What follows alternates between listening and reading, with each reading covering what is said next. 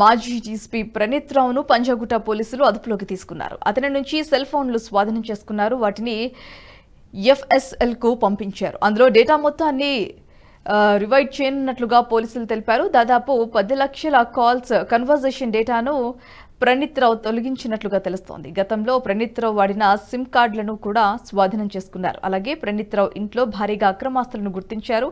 ప్రణీత్ రావు లిస్టులో రాజకీయ నాయకులు, సీనియర్ పోలీస్ అధికారులు ఉన్నారు. రాష్ట్రీయ ప్రాంతాల్లో ప్రణీత్ రావును పోలీసులు విచారిస్తున్నారు. అయితే అతను విచారణకు సహకరించడం లేదని తెలిపారు.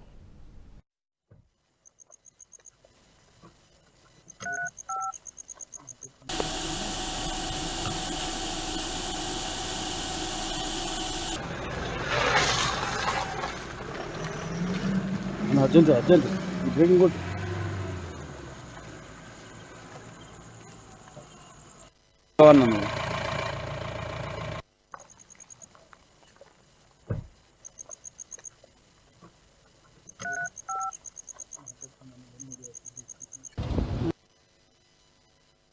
ఈ వీడియో మీకు నచ్చినట్టయితే లైక్ చేయండి, 10 మందికి షేర్ చేయండి. అలాగే కామెంట్ల రూపంలో మీ అభిప్రాయాలను మాతో పంచుకోండి. Nationalist hub group of channels ను సబ్స్క్రైబ్ చేసుకుని తెలుగునాట జాతీయవాద జర్నలిజాన్ని ప్రోత్సహించండి. ఈ వీడియో కింద ఉన్న బెల్ ఐకాన్ పై క్లిక్ చేయడం మర్చిపోవద్దు.